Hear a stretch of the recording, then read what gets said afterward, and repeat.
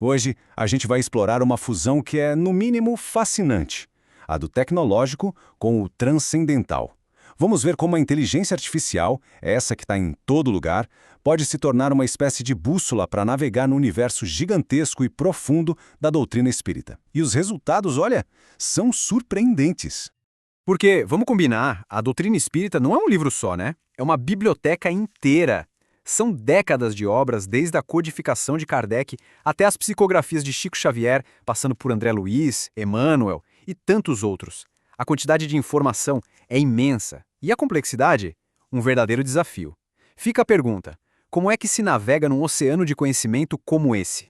E que oceano profundo, hein? Se a gente pega um parágrafo só de André Luiz, por exemplo, a gente já encontra uma densidade filosófica enorme sobre leis espirituais, causa e efeito, os laços que nos prendem. É o tipo de passagem que exige muita reflexão, muito estudo comparado. E aí a complexidade muda de tom. A gente sai da filosofia e entra de cabeça na investigação científica. Aqui, o Aksakov, com aquele rigor de pesquisador, nos desafia com fenômenos físicos. Materialização, fotografia transcendente, é uma camada de profundidade completamente diferente. E para fechar o pacote, vem o Emmanuel e nos leva por uma jornada histórica, antropológica, conectando o destino espiritual de civilizações inteiras. Então, o que fica claro é isso. Temos filosofia, ciência e história, tudo entrelaçado em milhares de páginas. Mapear isso tudo manualmente é um trabalho para uma vida inteira, literalmente. Mas e se existisse uma nova ferramenta para essa jornada? Uma que pudesse nos ajudar a mapear esse oceano de conhecimento de um jeito rápido, preciso? É exatamente aqui que a tecnologia entra em cena. Pensem na inteligência artificial não como um oráculo que tem todas as respostas prontas. É melhor pensar nela como um cartógrafo. Sabe, uma ferramenta que não nos diz o que pensar, mas que nos mostra o mapa do território.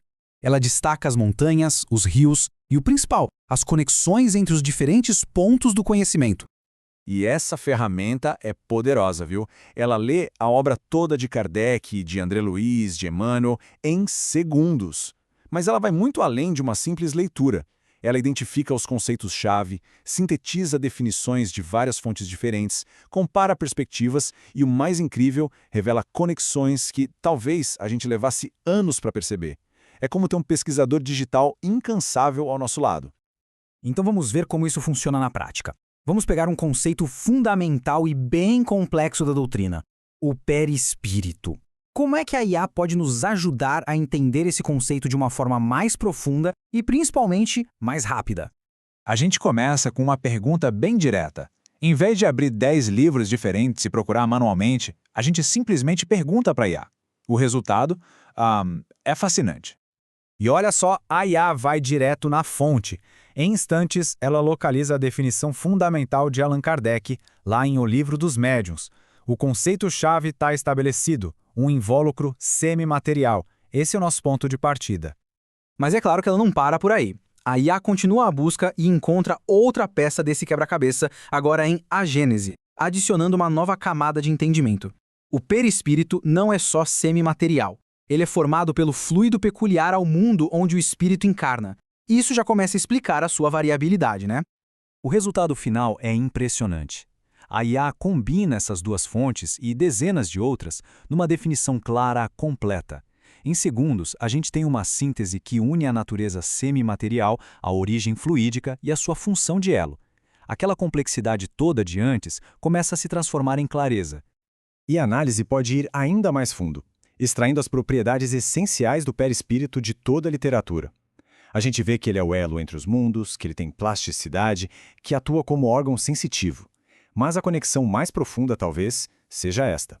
A densidade dele reflete diretamente o adiantamento moral do espírito. Matéria e moralidade ligadas. Tudo isso sintetizado, organizado. Agora, o verdadeiro poder dessa tecnologia vai além de simplesmente definir um conceito. Está em conectar ideias, em comparar abordagens, nos dando uma visão panorâmica que seria muito, muito difícil de alcançar de outra forma. Olhem só este exemplo, é fantástico. A IA consegue colocar lado a lado duas abordagens completamente diferentes.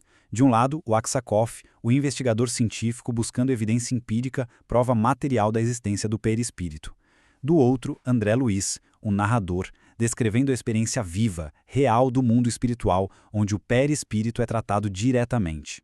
E é exatamente aqui que a gente passa dos simples dados para uma compreensão mais profunda, para a sabedoria. A ferramenta não mostra só o que o Aksakov e o André Luiz disseram. Ela revela como a abordagem investigativa de um e a narrativa da experiência do outro se complementam, sabe? E juntas, elas criam uma visão muito mais rica e multifacetada dos fenômenos espirituais.